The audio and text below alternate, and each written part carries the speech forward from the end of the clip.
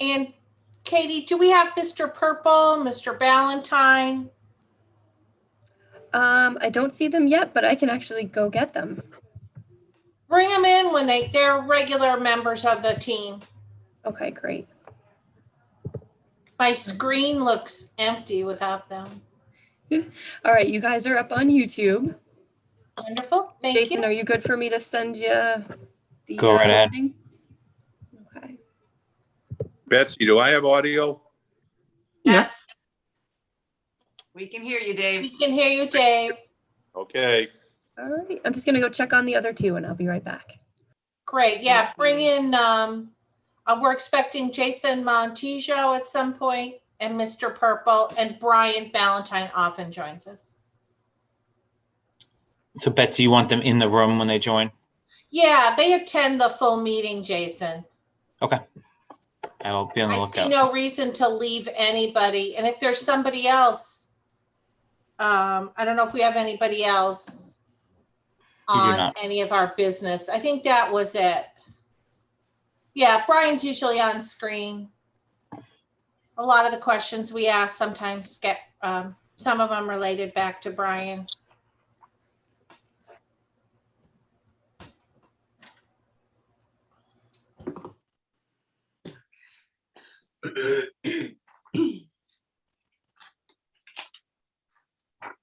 And then at 12 o'clock, I will gavel us in.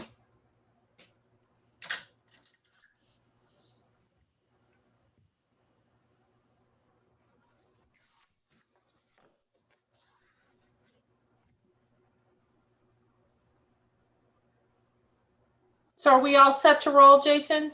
You are. Before you read whatever you have to read, there's two Town of Southborough ones in. I'm thinking that's Jay on the other side. So Jay, if you can just raise your hand if you're also logged in. Yep, there he is. All right, I'm bringing Jay in, Sounds great. Thank you. but you should be ready to go. All right. Welcome, everybody. All right, I'm gaveling us in at 12 p.m. This is the Town of Southborough meeting of the Personnel Board. It's a virtual meeting via Zoom, but we are all very real. Wednesday, August 18th, 2021 at 12 p.m. Would our clerk like to read the required statement? Sure. Thank you.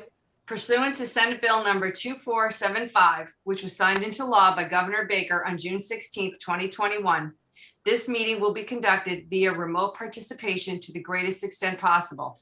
Specific information and the general guidelines for remote participation by members of the public and or parties with a right and or requirement to attend this meeting can be found on the Town of Southborough's website at www.southboroughtown.com. For this meeting, members of the public who wish to watch or participate in the meeting may do so in the following manner: by finding the meeting at www.southboroughtown.com/remote meetings. No in-person attendance of members of the public will be permitted, but every effort will be made to ensure that the public can adequately access the proceedings in real time via technological means. In the event that we are unable to do so, despite best efforts, we will post on Southborough's website an audio or video recording, transcript, or other comprehensive record of proceedings as soon as possible after the meeting. Thank you. Done. Thank you, Ms. Jasinski. Well done. All right. Just a couple of notes. We are on Zoom. We are being recorded. All members of the board are present. We are joined by Mr. Purple and Mr. Montijo. Our IT manager is also present. Ms. Hale could not be with us today. Our Zoom host is Mr. Malinowski. Thank you, Mr. Malinowski. Because we are being recorded, all votes will be by roll call. Thank you. And just one note, I noticed in preparing the packet is not numbered. That was an oversight. So if everyone could just look at their packet now, and those of you who have hard copies may want to note the minutes are pages 1 to 3. My memo on employees is page 4. Ms. Hale's memo on hiring is page 5. We have an updated job description at pages 6 to 9. And then there is a memo on the guidance on new positions and that is page 10. So it's a short packet today. All right. First matter of business under 2, administrative business. Welcome new member Jason Malinowski. He is proving his worth to us even in the first meeting by stepping in to host for Vanessa, who couldn't be with us. So thank you, Mr. Malinowski. He comes to us from advisory. So he joins the alumni club at Personnel Board from advisory along with Ms. Jasinski. So don't try to fudge any numbers. We have 2 advisory members now, folks. So, and I would give the floor to Mr. Malinowski if he would like to say a few words about his interest in personnel. We're always looking for people to take on projects, so be careful what you say is your interest. Jason, you have the floor. Thank you. And I'm excited to join this crew. As you all know, I have been watching your meetings and trying to stay up on all the items that are personnel board related as it impacted my prior role in advisory. My main reason for leaving advisory was mainly due to my position as chair on the capital planning committee. Any of you that were at town meeting last year realized that there was a lot of confusion on what advisory is, what capital is, and what membership could exist on both. So in the interest of cleaning that up and focusing on where a lot of my interests lay, I still am the chair of the capital planning committee and still on that. But given that the moderator was able to find a bunch of new residents to raise their hand for advisory, I was happy to resign and let them kind of take over for this year as they enter into a new fiscal year budgeting season. But then I became aware of the opening on the personnel board. And for any of you that don't know my background, I work full-time in the private sector as a CPA with oversight of about 100 people on a daily basis, both locally and nationally, but also am actually an SAP employee on a part-time basis in another community in my role as a per diem captain in EMT in the fire service. So thought I may be able to add a thing or two to what your board deals with so delicately in terms of balancing the interests of the taxpayers in the interests of our employees, candidly sitting on both sides of that discussion in the past, depending upon certain roles. So thrilled to join all of you, hope to be able to add something, and look forward to getting started. Thank you, Mr. Malinowski. Does anybody have any comments on this topic? Okay, great, we'll move on. Thank you. All right, we're on minutes. Again, these are pages 1 to 3. It's our practice, Mr. Malinowski, that after board members have their say, I approve the minutes as chair. The minutes of August 4th were circulated in advance, therefore reading is waived. Any comments or corrections from the board members? All right, the chair seeing none, the minutes are approved as presented in the packet. Thank you. Expenditure ledger, standing item, we had none for this period. So we're on to 3 on our agenda. This is chair's report. I'll try to be brief. This is follow up on a couple of items. Well, the first item is a follow up and the second is a new item. So as you know, I've been reporting in the aftermath of our June 9th meeting, ongoing discussions with Mr. Purple. Oh, and I see Mr. Ballantyne has joined us. Welcome, Mr. Ballantyne. So, and including Ms. Hale, discussions.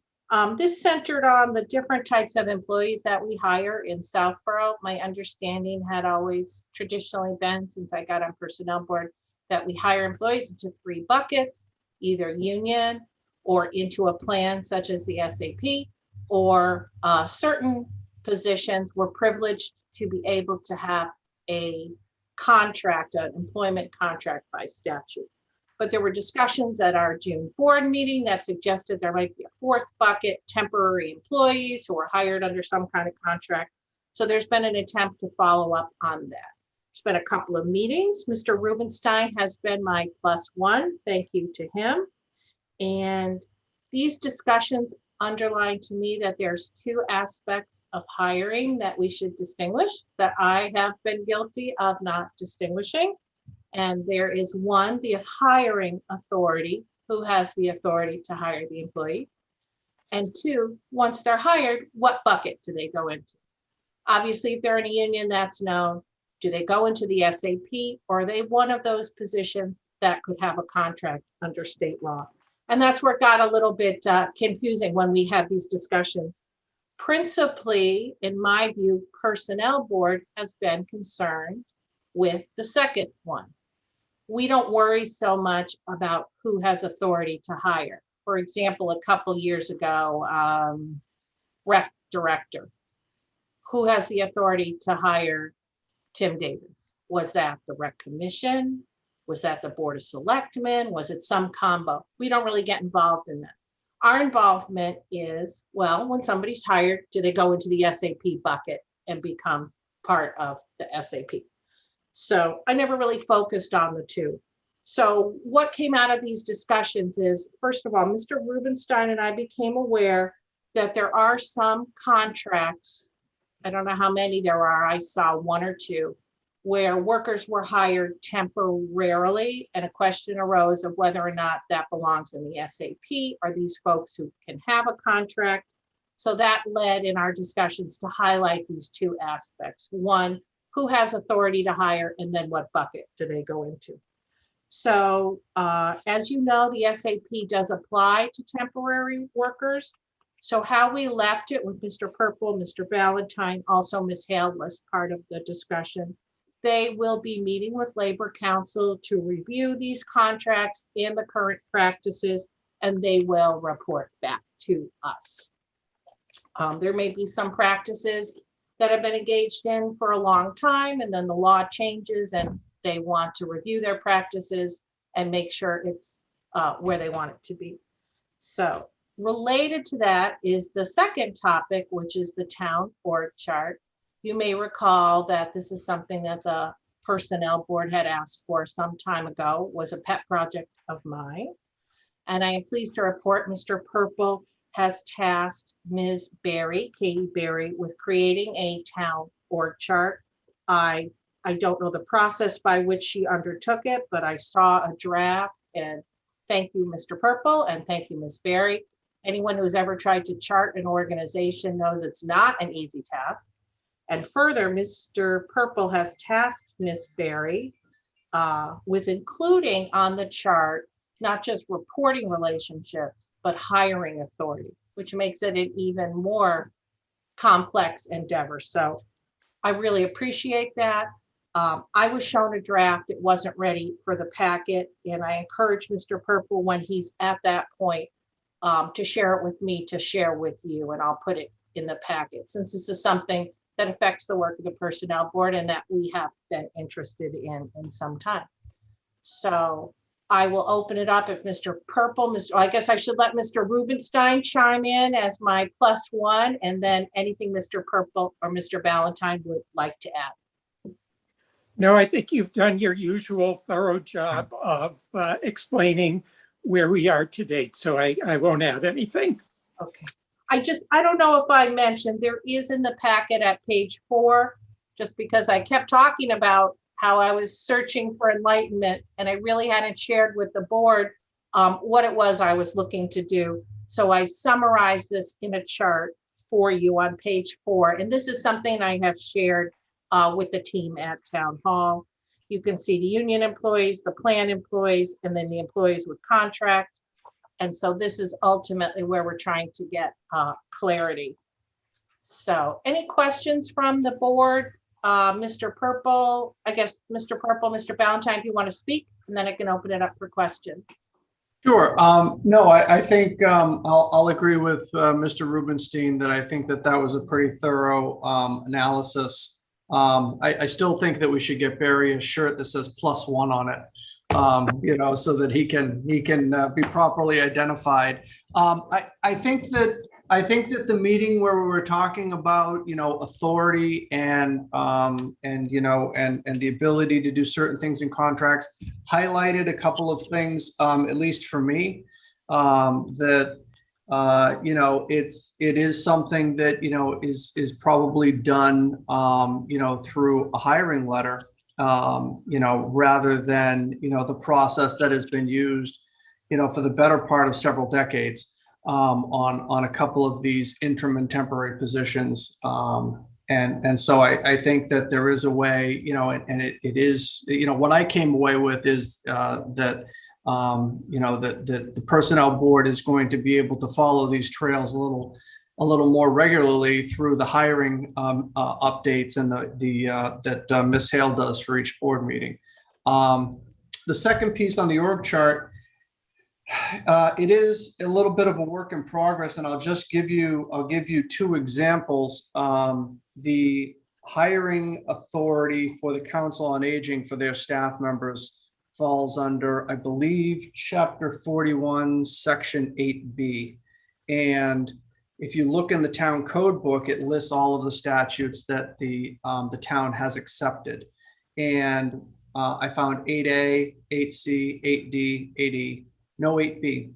And through some due diligence from Ms. Esposito and Ms. Berry in the clerk's office, they were able to find that the town meeting did accept the statute back in 1974. And so, yes, so it was, as I was told, I could not find proof of it. And through some due diligence and a couple of haystacks, we were able to find that. There was another issue concerning strong chief authority for the fire department. I don't want Jason to have to correct me, so I'll try to get this right. The strong chief law for fire is Chapter 48, Section 42, and then 43 and 44 are also a part of that. And we referenced that a lot, but I couldn't find that on the books either. So you had to go back to the Special Acts of 1920, Chapter 591, Sections 27, 28, and 29, which the town meeting accepted on August 6, 1921 for Southborough, which is the language that was basically used subsequently to create Chapter 48, Section 42, 43, and 44, because the language almost mimics it. And if you really want to understand that more correctly, the correlation, you can watch Mr. Healy's explanation last night when I threw that out to him, and he gave a full explanation from an attorney's point of view. So his was much better than mine.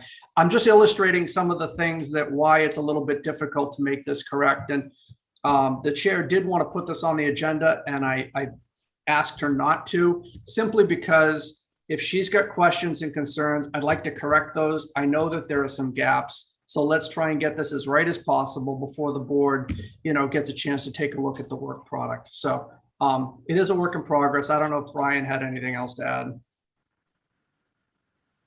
No, not about that. I wanted to echo the contract issue, and that I think we can get that resolved pretty quick with the conversation we had with Betsy and Barry from last time and with town council. So hopefully that's a low hanging fruit, easy one that we can move on from shortly. So that's it. Just to put a coda on it, from my perspective, I don't know about anyone else on the board. I think it's terrific.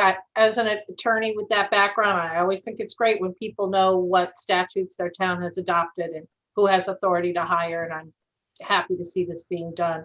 From my perspective, those statutes you're uncovering will mostly be of interest if they tell us that the buckets change. So for example, if you tell me Council on Aging is going to hire people, I'm going to believe right now, as of today, that they go into the SAP because that's where the folks are now.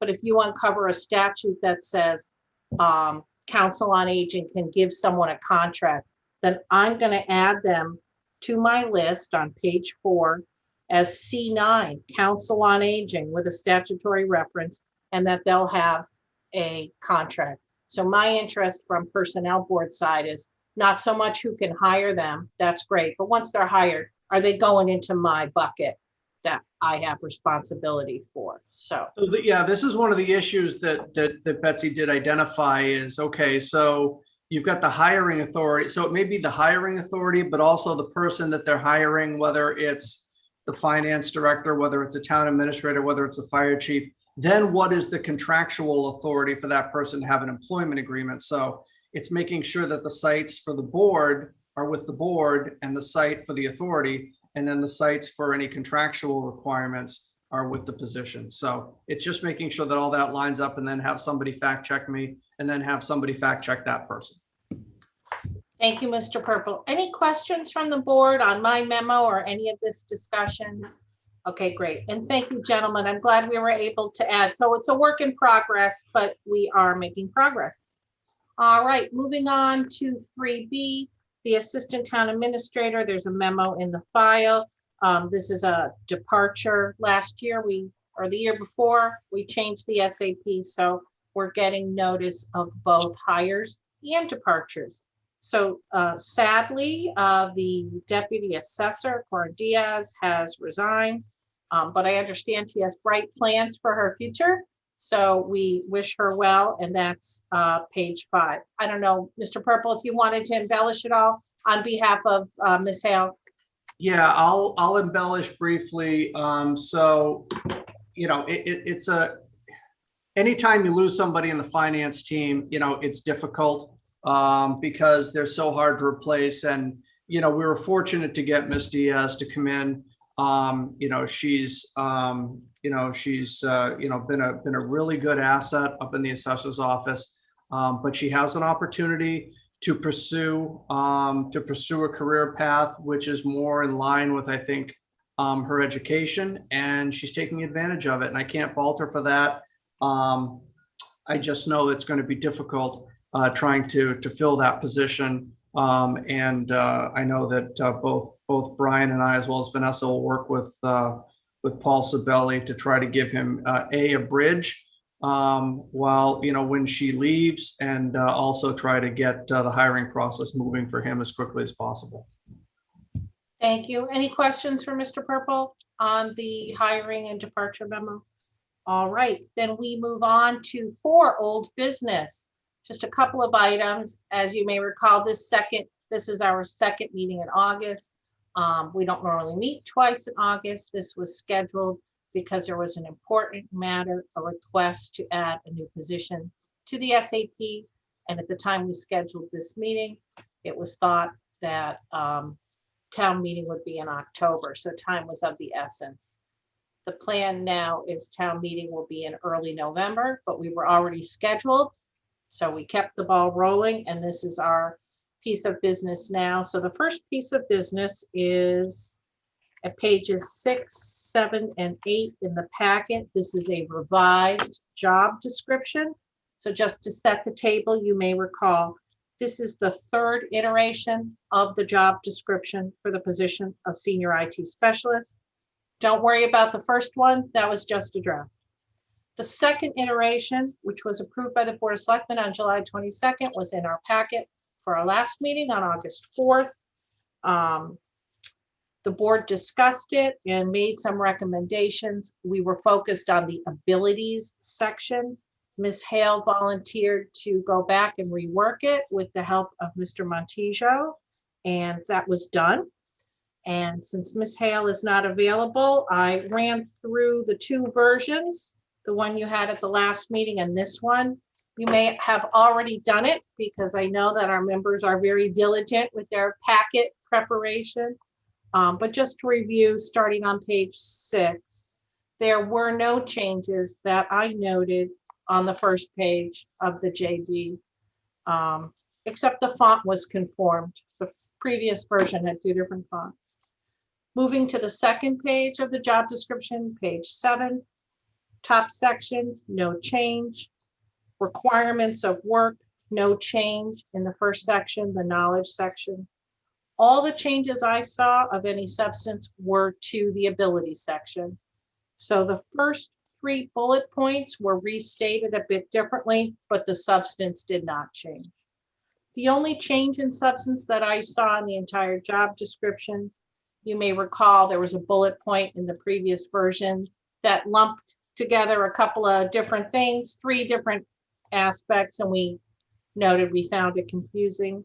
So Ms. Hale has split those into 2 bullet points. And the only thing I noticed is on the previous, the ability was going to be regarding potential errors, program development, and cost analysis for procurement of supplies and services. So 3 areas. And in this new one, it's split out into 2 bullet points, but program development is out. There is no mention of program development or ability related to program development. All right, the skills section hasn't changed at all. And on the last page, I noted no changes. Is that what you all found? Just the bullet point on ability? All right. So you have in your packet on page 9, a memo from me and Vanessa on the grading. So when I saw this new revised job description tweaked in a small way, my threshold question was, would the consultant have graded any differently if she had seen version 3? So to be clear, Ms. Catamartori of Gov HR graded the second version, the one we had at the end of the last meeting. She didn't grade the new version with the split out bullet points. So I asked myself, would the grade that we reported in our memo, which is a 7, have changed if she had seen the changes in 3? And the only thing that changed is in the ability section, we removed the ability to review program development. So without giving away any of the proprietary tools, I do not believe the inclusion or exclusion of the words program development in the ability section would have changed anything. And I'm basing this on the scoring sheet from our meeting with Joellen, my knowledge of the scoring tools, and her comments, which I wrote down. Without compromising her tools, I will tell you, the score of 7 was based on many factors, and none of those has changed in the current version. And I would note on the first page of the job description, the essential job functions contain policy and strategy development. So I don't think anything would have changed for Joellen, and I personally see no reason to resubmit due to the tweaking that was done. So I think the score of 7, so it was the discussion at the board level to let Joellen be the deciding factor. As we had discussed at the last meeting, several people had graded it without consensus. Mr. Rubenstein made a great point. You could have several more people review it, and there might continue to be no consensus. So given Joellen's history with the system, we decided to let her be the deciding vote, and she came up with a 7. So are there any comments or questions on the scoring and grading aspect? I put that down first on our agenda before we get to the job description.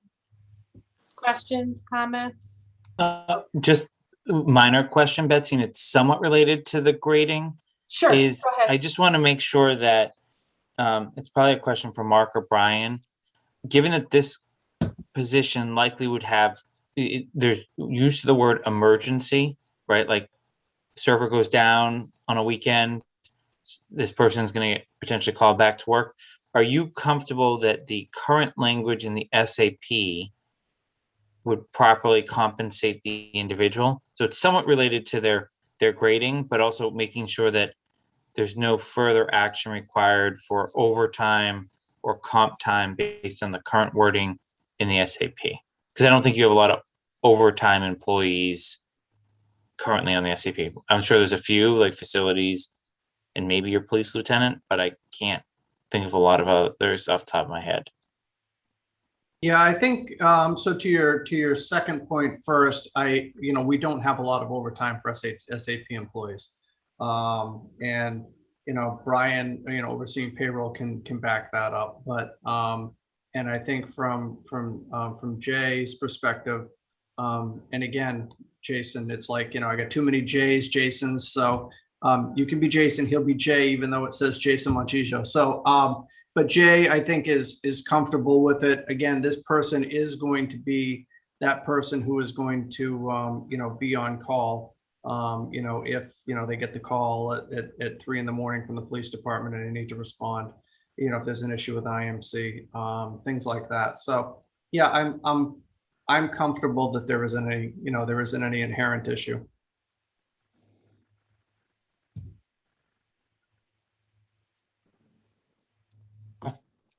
Any other comments or questions? All right. So the grade will be a 7. And then I'm going to beg your indulgence before we vote on approving the job description and putting it in the SAP. I did want to skip ahead in our discussion to 4B, which is the draft guidance on the process for adding new positions. So it seems relevant. We don't, I think I said this at the last meeting, under my tenure, we haven't added a whole lot of new positions. We've looked at positions in terms of upgrading or something related to something that was already in the SAP, but all new positions is pretty new to us. So, and I have been asked through the years, how does this get done? What does Section 3 mean? What do I have to ask the personnel board? And I had developed a guideline and we discussed it at the last meeting. And as you may recall, Barry brought up a point. And this was in, hang on a second. So this is in the minutes that are in your packet, page 3. The discussion was at lines 139 to 150, and I didn't know Mr. Malinowski had had a chance to address it. And this relates to my memo on page 10 of the packet, B3. We had developed a practice in the personnel board of asking folks who want a new position to justify, make their case, tell us how the sky will fall if we don't add this new position. And I had sort of seen this as part of our role of balancing the taxpayers' interest with those of the employees.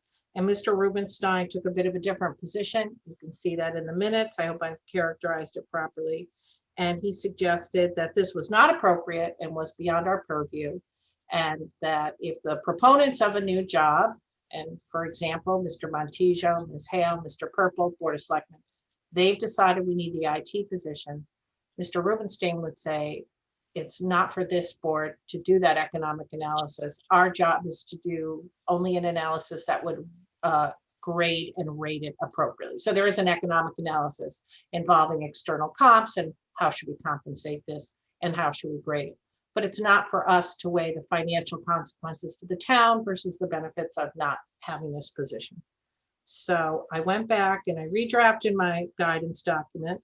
And it occurred to me that if we're not going to ask number 3, maybe we also don't need to get into number 2, which is where we ask the proponents to estimate the cost of a position. We send them to Brian for the all-important OPEB discussion. And maybe, to my mind, if we're going to follow Mr. Rubenstein's lead and not do a cost benefit for the town, then we're really not even going to get into the cost of the position. We're just going to look at external comps and the job description and rate and classify it. So I wanted to open it up because I think it's relevant to what we're being asked to do today, which is approve a new position. And we haven't really gotten in with Mr. Purple and Mr. Montijo about the cost of the position. And if it's a sense of the board that we're not going to go there, then it's a different path to approve the new position. And when we last met, we thought it would be nice to get an opinion from our new member. And he's certainly not starting from scratch on thinking about the cost of new positions to the town. So, and I open it up to anyone whose thinking may have evolved. And for Mr. Rubenstein, if you agree that it would be consistent to take out B2 along with B3. So I open it up to the board for comments. Yeah, I definitely agree. It's consistent to take out number 2. And I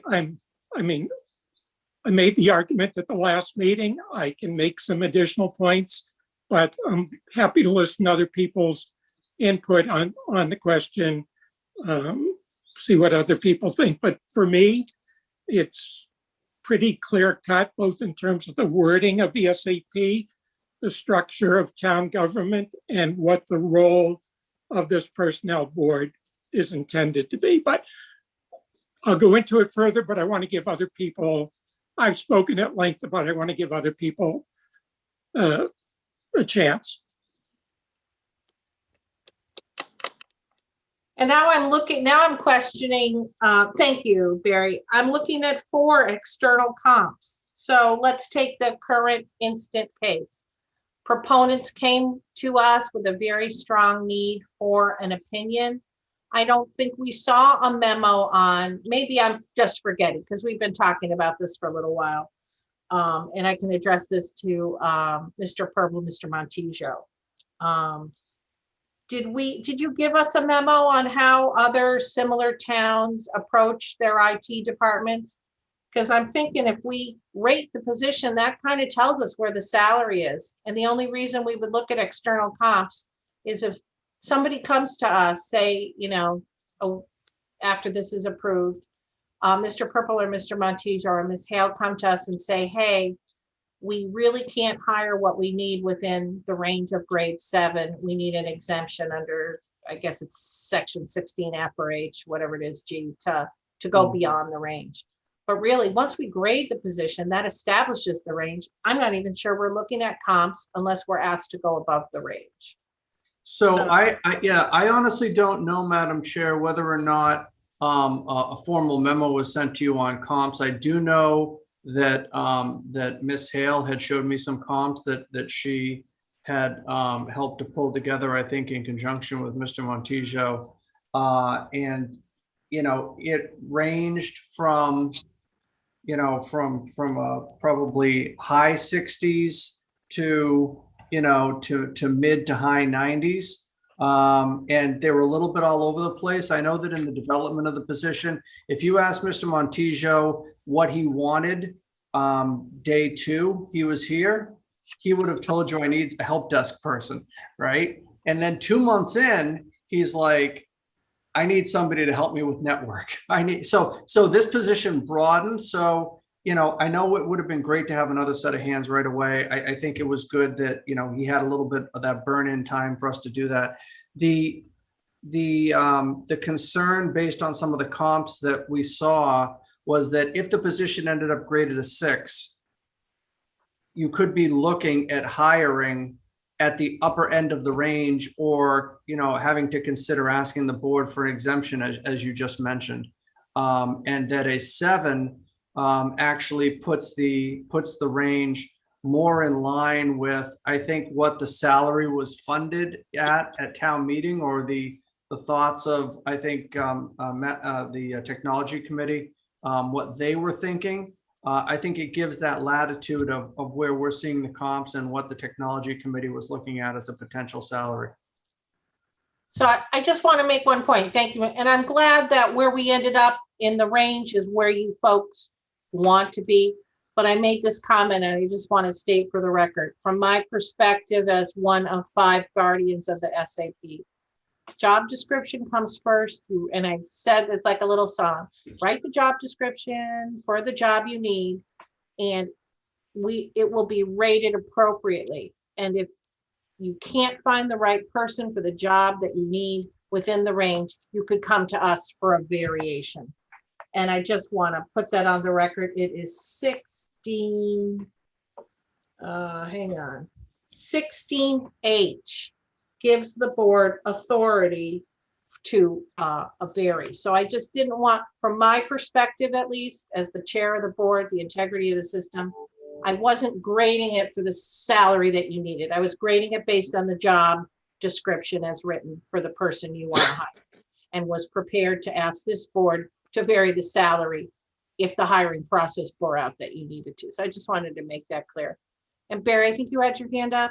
Yeah, I think it does make sense for us to see comps just sort of as a sanity check, both if we come out with a rating that's way above what everyone else is paying or way below, it might cause us to ask questions about, is the job description accurately describing what the position is? I think it's helpful to us in assessing the job description to know it's in the ballpark of what we'd expect to pay for someone doing that job. That, as usual, that makes a lot of sense to me, what you're saying, Barry. I looked back now. All we saw in our packet was a 1-page request with the original job description back in July. And it did not have any addition, just said, we're asking you to approve a job description and and start the process of rating it. So we didn't get any comps. So I'm happy to provide a memo that has the comps. I will say, and again, I'm going to be out of my league very quickly, and I'll have to, Mr. Montijo will have to rescue me. But when you look at some of these other positions for towns, this position is called everything. You know, there is not a lot of consistency. So when I'm trying to find some consistency with the position, I'm kind of looking for a network administrator. And now I've reached the end of my technology, and Jay knows that for a fact. So it could be system administrator, network administrator. This job description combines all of that, and it can be very specific. The problem is we don't want to be specific either. We don't want it to just be a system administrator or just a network administrator. So if we start looking at all those different comps, it'll come up with what a network administrator is or a system administrator is. And a help desk person at the same time. So it can be a combination of all of that as well. Questions? So I wanted to listen before reacting, and I know some of this is probably not going to surprise folks given a financial background that I have, but I think it's important to lay it all on the table. And if we're at the front end of the process, well, I completely agree that we actually don't have to say, at least based on my reading of the SAP, on whether the cost is justified, whether it's the right answer for the town. Mark, I kind of look to you and Brian. We just did this with capital, right? Capital is at the front end of any capital request. Why won't all the data be on the table for boards and committees they're going to evaluate, right? Because they're going to come to they're going to go to the appointing authority first.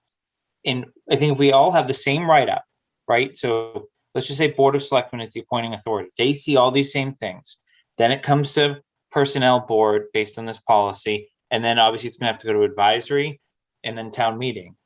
If we're all working from the same facts, but we also know where our boxes are that we have full and ultimate control over versus maybe recommendation control, I think that's one piece just to streamline the process, because I don't want to create a situation where department head A is creating 5 different things to appease 5 different committees. So that's just a suggestion of a benefit to keep this all together, but still take Barry's suggestion that we need to stay in our swim lane.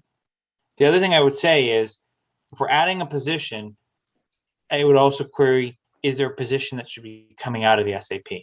Like, this isn't the case necessarily with Jay's position, but if we're adding a position, maybe we're combining 2 roles into one. Right? Like Mark, as you think about obviously what you've done with the Board of Selectmen's office, Brian with what he's done with adding additional help to support him, should we be revisiting another job to either remove it, regrade it, etc.? And is it part of a bigger package? Again, that's not the case here, but I think we need to be thinking broader than just this one position we're talking about. And that sort of goes to my point that we don't assess the need in any other context. So, for example, we have a person resigning from deputy assessor. This board has never said, okay, do we need to fill that position?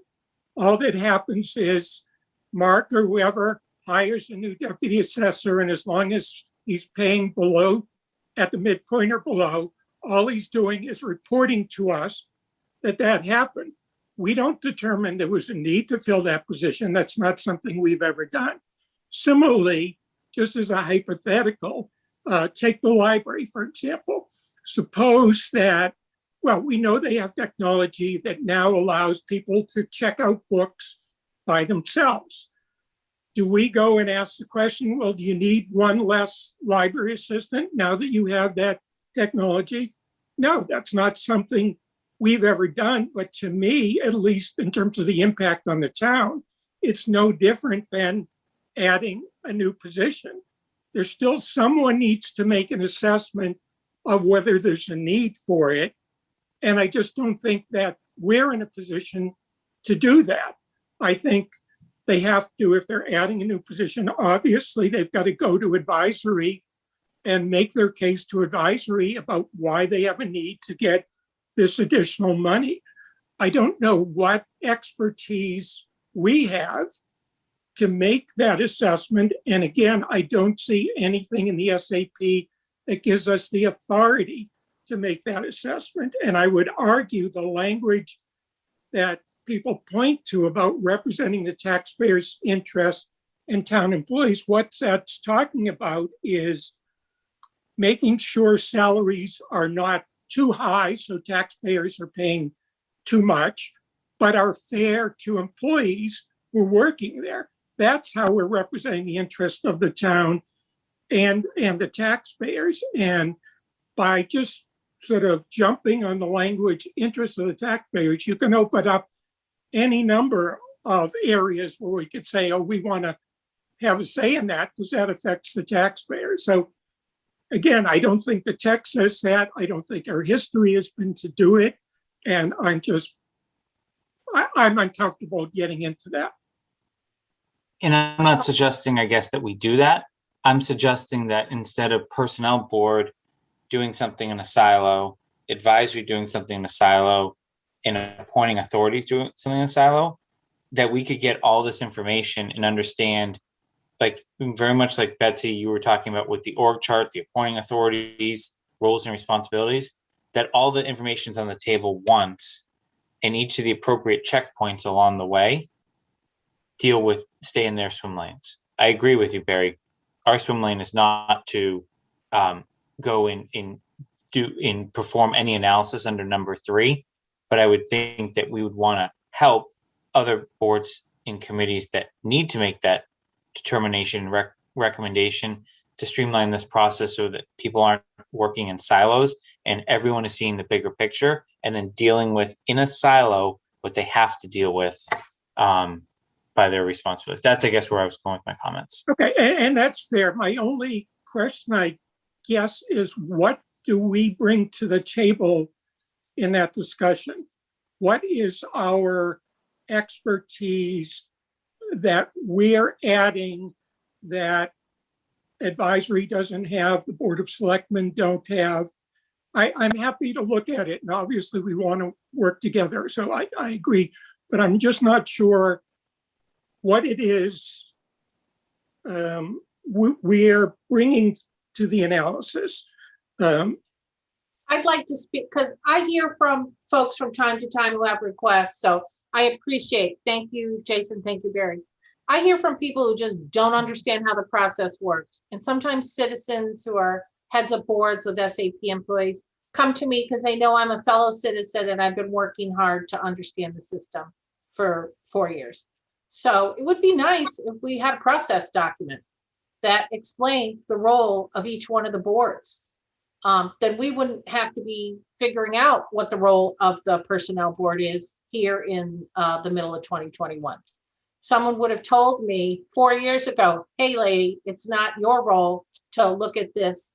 So from that perspective, it would be nice to have a chart or a roadmap so the boards do know what their responsibilities are. I've been sort of feeling this out on my own with the help of a +1 here and there for a while. So I think it would be just in the interest of efficiency.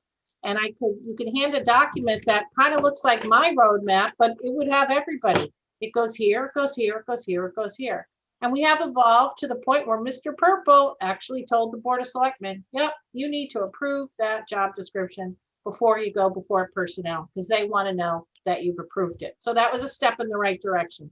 But again, if we had one document, they wouldn't have had to ask him that question. This is some kind of hard fought progress that we've made. To the other point, I see my role. So I just went through the grading process. I see the role of the personnel board as maintaining the integrity of the system as designed, that people who are doing like work get like pay, like responsibility, like education. So one of the focal points for the analysis when Vanessa and I sat down with Joellen was, and again, Joellen is the person who designed the system. So I think it was a great suggestion on Barry's part to rely on her more heavily. Looking at all the other positions in grade 7, does this proposed IT position share the level of education, the level of responsibility, the critical nature of decision-making, so that this new position belongs in grade 7 not because of what other towns do in their IT departments, but it belongs in grade 7 relative to the other jobs that are at grade 7. And one of Vanessa's concerns, and I think she did express it in public, at least in the grading meetings, was this big picture. Hey, are folks going to look at this grading and say, wait a minute, this isn't a position that's appropriate in 7, it needs to go to 6. So we looked at it big picture with the consultant in terms of exactly what Barry had suggested, where other positions have been put. And Joe Ellen's someone who participated in that process. So it's very much an internal equity, regardless of what other towns do. Is this position appropriate to be a 7 compared to the other positions that Southborough has in 7? And I see that as the principal role of this board as guardians of the SAP, is to maintain the integrity and consistency of our system.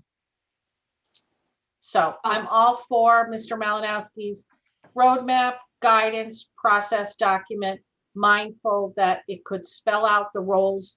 So it could tell us positively what our role is and negatively what is not our role. So love to hear from other board members. Anybody have anything? I think, to me, if I'm going to look at B2, I think the more information we have, we're grading the job description and we're looking at the whole picture of placing this person in with our SAP. I think we should have all the information, all the benefits, all the numbers. We're not making the financial decision, but we are grading that position. And the more information we have on that position, the more educated we are and the better decision we're going to make. So I would not want to take that part out at all. I think it belongs there. And I agree with what Jason said. I think we need a better roadmap for this, but I think to get bits and pieces of something and then try to grade someone, I think a bigger picture is better for us. That's just, I don't want half a picture and then place someone in a grade on an SAP. I don't think that's a smart thing for us to do. That's my opinion. I don't want to put you on the spot, Dorianne, but since you were a +1 on grading this time, because Mr. Dietz had stepped down. Do I get a +1 shirt? You get everyone gets a +1 shirt. And I get like a +5 shirt, and you can have a +1 shirt. You participated in the grading, you know what I'm saying. You sat down, looked at the factors. How would knowing, say this position is going to cost X plus whatever for benefits. Over the lifetime of this position, going to cost the taxpayers $1 million. Would that have changed in any way? Say you had an analysis that said it's going to cost them $1 million, $1.5 million, $750,000. Would that have changed in any way how you graded the position? It may not have, but we have a responsibility to the taxpayers, and to only have part of the information when we're bringing in a new position and a new employee, as a member of this board, I think that's a very bad decision or a very bad place to be in, because I want to be able to answer questions. If someone says, oh, well, you brought in this new position, are they getting full benefits and what is this? I want to be able to answer questions. I don't want to say, oh, I don't know. Well, why don't you know that? You're on the personnel board. Benefits are part of a package of an employee being hired. Why don't you know that? To me, it's information we should have. Are we making the decisions on that stuff? No, we're not. But we are the personnel board. We are responsible for the SAP employees, and we're also responsible to the taxpayers. So the more information we have, it benefits us and everyone else. I'm not saying we're making decisions with it, but I think we should know that information. That's just my opinion on it. Thank you. It wouldn't have changed my grading, no, to answer the question, but that's irrelevant. That information is something we should know. Anybody else from the board want to be heard on this? Yeah, Betsy? Yes.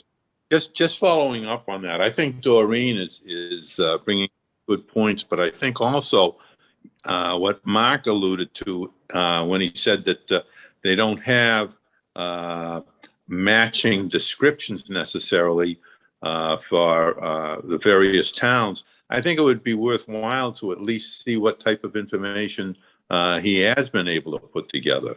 I mean, we don't really have all of the information that should go into the right decision being made available to us, I don't think.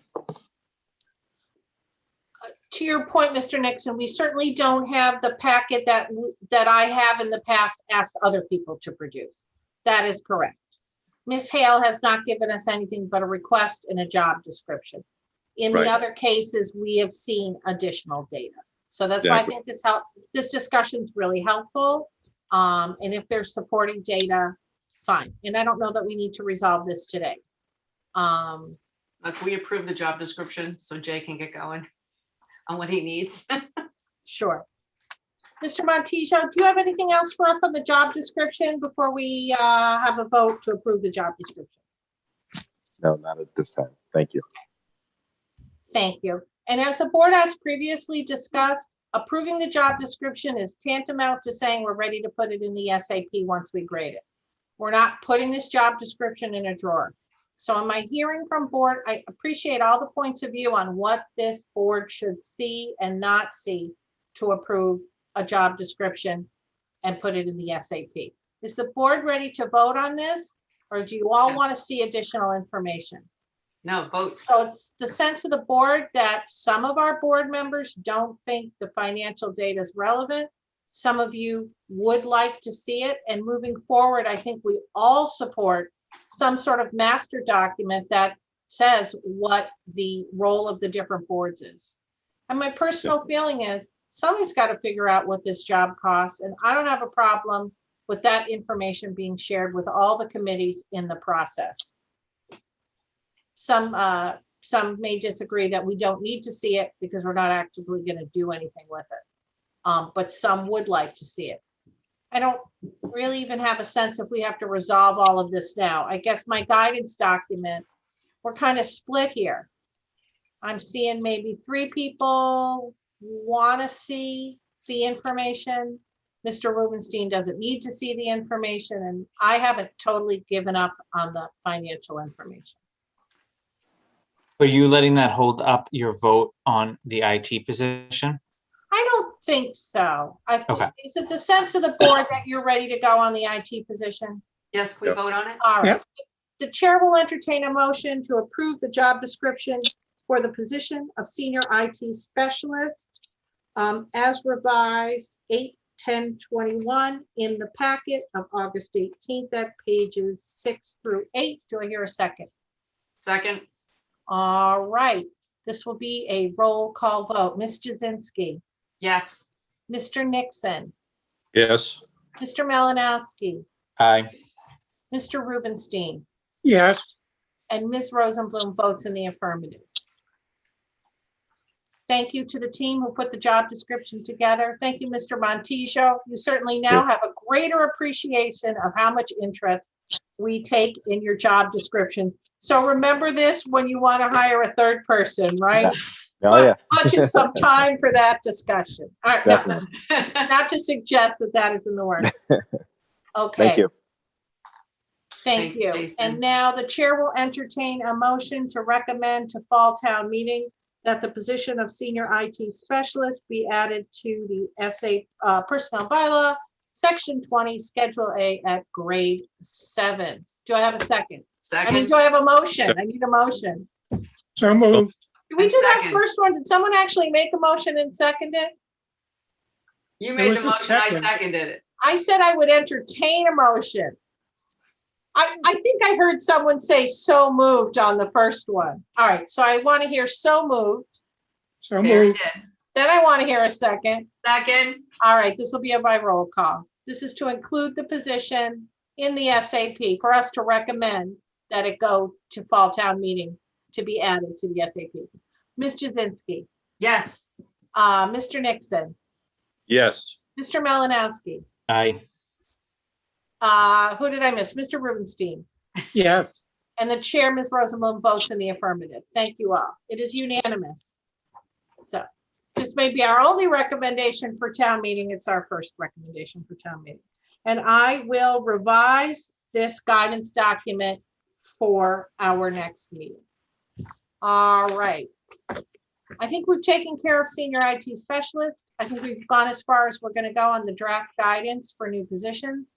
Other than to encourage folks with the big picture to put together a guidance document that we'd be happy to look at that would include the role of all the boards. So anybody else on old business? All right, seeing nothing, we move on to 5, other business. Anybody have anything that has come up? Mr. Montijo? No, I was just gonna say Hey, bye. bye. That's all. Thank Bye, you, Jason. Have a good afternoon, everyone. Take care. All right. All right, bye. So we are on board calendar. The board has not scheduled a meeting yet for September. I received an email today. I'm not sure, maybe all of you got it from the personnel director. We are on Zoom at least until September 21st by order of the Board of Selectmen in concert with the Board of Health. So I had previously told you September's really tough for me. Labor Day weekend, major Jewish holidays, and a vacation. I'm wary to not schedule something in September. I hate for the board to go 4 or 6 or more weeks without meeting, especially with, the needs of the town. Something may come up. So if we could look at September, but someone could be on standby to chair the meeting, that'd be great. And then let's look at October too. October may be the easiest to schedule. Let's look at October. So we're usually the second Wednesday of the month. How do folks feel about staying with Wednesday at noon? Does that work for our new member? It does. Your intent would be live unless the Board of Selectmen continue the message that Mark had sent earlier. Is that? Yeah, so I don't know, Mr. Purple, if you have any guidance for us on whether you would like us to stick with Zoom or don't know, or what you got for us? I think it's great to see people in person. I would much prefer to do these meetings in person if at all possible. I know that, there are some members that really enjoy, I think it makes it easier for people to participate remotely. But I think that it'd be good to get back when in fact, the board is going to allow public meetings back. I know it seems kind of a squirrely date, September 21st, but that's their second meeting in September. And I think at that point they will revisit, the guidance and whether we can open things back up. It is amazing that with the governor given the extension until April for the ability for Zoom to continue for public meetings, how many boards and committees continue just to use it. And even though and I think Ms. Rosenblum, as you had stated at a meeting, and Mr. Healy had said, Zoom should be for the public's interest, not for the members' interest. In other words, you shouldn't be doing Zoom just because you remember it's more convenient for the members. We should be doing this for the, allowing it for the transparency piece. More boards and committees are still taking advantage of that and really, are not coming back in public meetings as much, except for the permitting boards and selectmen, things like that. So. All right, then. Well, then I propose we meet on Wednesday, October 13th at noon in person. Does that work for the board? Yeah. Is that okay for you folks? That kind of sticks with our, practice of meeting the second Wednesday of the month. I don't think I'm here. Hang on. Do you need to propose a different Wednesday? Nope, I'm here. I'll be here at noon. I fly out that night. I'm good. Okay. We have town meeting coming up on the 1st, so that will square away, any handouts or anything we need to do. We will need to have gotten the SAP to Ms. Esposito and to the Board of Selectmen's office before that meeting, but there shouldn't be too much for the board to do. It's just adding a new position, and I'm assuming I have your authority to do whatever needs to be done to put our vote into effect into the warrant. Is that the sense of the board, as I have done for the last 4 years? Yes. Yep. Hopefully we won't even, I would like to not go to the expense of printing an entire 250 or whatever, copies. So I could work out with Mr. Purple in his office and Ms. Esposito how we'll put this change in. I don't think we need to reproduce the entire SAP and the warrant for one change. So with the confidence of the board, I can work that out. So we will meet on the 13th at noon in person. And now, shall we schedule something for September? I think I'd like to get it on the books just in case something comes up.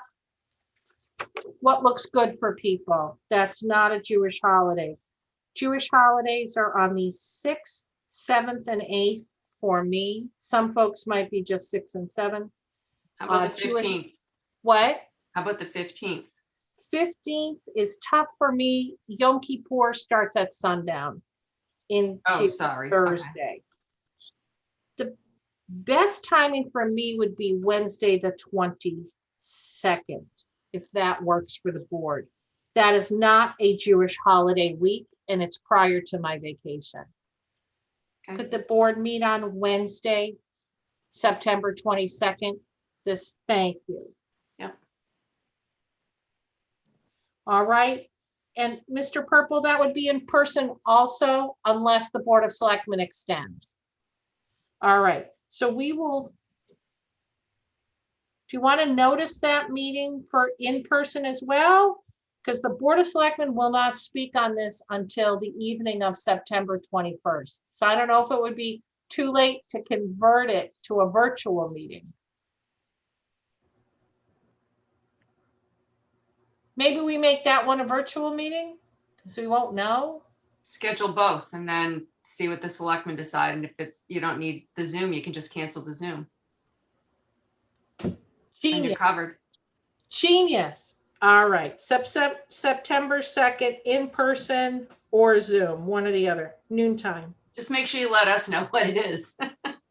Absolutely. And just so you know, unless I really am off my game, it's always on the agenda that I forward to you on Friday. And Yeah. those are posted simultaneously by the clerk's office. All right. So if we don't, we will meet on Wednesday, September 22nd at noon, and also on October 13th. And I may need some assistance with putting the September 22nd meeting together. That will be primarily for anything that comes up that needs to be dealt with before town meeting. And October will be a busy working meeting. We have a number of things we've been looking at behind the scenes, and I hope we'll be done with whatever we're going to present to town meeting. So October will be a working meeting. I'm sure we'll be talking about annual adjustment and all kinds of interesting things. All right, is that it? Anybody have any comments on the calendar? All right, great. If not, we will be adjourned at 1:05 p.m. Thank you, folks. I'll see you on September